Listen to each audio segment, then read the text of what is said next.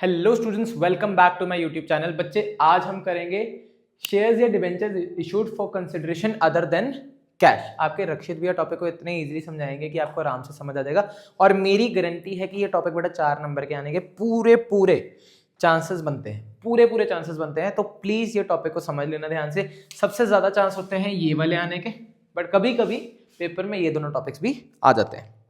सबसे पहले जानते हैं प्रमोटर। ठीक है बच्चे, टॉपिक का सिंपल सा मतलब क्या बनता है कि हमने किसी को पैसे देने थे, rather than giving him money हमने उसको शेयर्स या फिर अपनी कंपनी के डिबेंचर्स दे दिए, सिंपल शब्दों में। ठीक है जी। प्रमोटर, प्रमोटर कौन होता है? प्रमोटर वो होता है जो हमारे बिजनेस को स्टार्ट कराने में हेल्प करता है, जो हमारे बिजनेस में स्टार्टिंग में हमारी हेल्प करता है।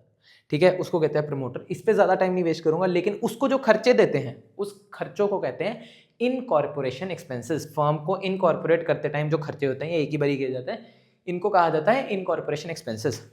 खर्चा बढ़ने पे डेबिट, ये खर्चा मुझे पे करना होता है प्रमोटर को, तो मुझे प्रमोटर को पैसा देना, प्रमोटर मेरी लायबिलिटी, लायबिलिटी बढ़ने पे क्या होगी? क्रेडिट। अंडरराइटर की कमीशन भी साइड बाय साइड समझा रहा हूं। अंडरराइटर हमारी कंपनी के बिहाफ पे जो शेयर्स और डिबेंचर्स हमारे देता है। अंडरराइटर सिंपल से शब्दों में, अंडरराइटर हमसे सर्टेन पॉइंट ऑफ कमीशन लेता है, सर्टेन परसेंटेज ऑफ कमीशन। वो कमीशन क्या है? खर्चा। खर्चा बढ़ने पे डेबिट देना किसको है? अंडरराइटर को। अंडरराइटर हमारे लिए क्या बन गया? लायबिलिटी। लायबिलिटी बढ़ने पे क्रेडिट। क्या होगा? Underwriter commission to underwriter. पहली वाली एंट्री दोनों की समझ आ गई। चलिए अब आ जाता है दूसरी एंट्री पे। अब मुझे उन्होंने क्या बोला कि भैया जी एक काम करते हैं सिंपल सा, आप पैसे लेना रहने दीजिए, वैसे मैं प्रमोटर टू कैश कर देता, बट आप पैसे लेना रहने दीजिए, उसके बदले मेरी कंपनी के कुछ शेयर्स ले लीजिए या कुछ कंपनी के डिबेंचर्स ले लीजिए। अब अगर तो मैंने उसको डिबेंचर दे दिए तो सिंपल सी बात, debenture is a form of liability और फॉर्म ऑफ बोरोइंग, लायबिलिटी बढ़ी तो क्रेडिट। अगर मैंने कैपिटल भी उसके नाम कर दी, it is a form of capital, share capital is a form of capital. Capital बढ़ने पे क्या होती है? क्रेडिट। ठीक है जी। प्रमोटर को अब मैं पैसे ओन नहीं करता तो मेरी किसी तरह की भी कोई भी लायबिलिटी नहीं रही। लायबिलिटी कम होने पे डेबिट, एंड सिंस उसके बदले मैंने शेयर कैपिटल दे दी या डिबेंचर दे दी, ये दोनों चीजें बढ़ने पे क्या हो जाती हैं? क्रेडिट। एंट्री समझ आ गई। सिमिलरली चलेंगे अंडरराइटर, सेम चीज, बस फर्क ये आ गया, प्रमोटर की जगह हमने अंडरराइटर को इशू कर दिया। पहले अंडरराइटर लायबिलिटी थी, लायबिलिटी फिर से हमारी क्या हो गई? कम, तो डेबिट। इधर का लॉजिक सेम रहेगा। अब आ जाते हैं सबसे इंपॉर्टेंट टॉपिक पे, इसको परचेज कंसिडरेशन भी कह देते हैं। बच्चे मान लो मैं एक रनिंग बिजनेस ले रहा हूँ, एक बंदे से एक रनिंग बिजनेस लिया, जिसमें मैंने क्या किया कि एक सिंपल से बंदे से उसके सारे एसेट्स ले लिए, सारी लाइबिलिटीज ले ली, और मैंने बोला बेटा तेरे को मैं इतने पैसे दे दूंगा, बिजनेस खरीद लूंगा तेरा।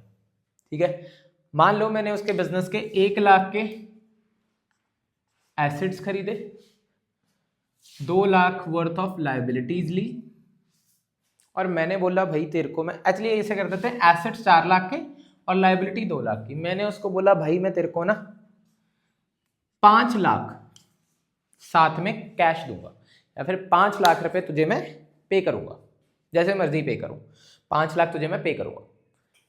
इसको कहते हैं परचेज कंसिडरेशन। ये क्या होती है? Purchase consideration, the amount you पे ड्यूरिंग द बिजनेस। ये पैसा आप वेंडर को ओ करते हो। ठीक है, पहली एंट्री होती है। अब पहली एंट्री में करना क्या होता है?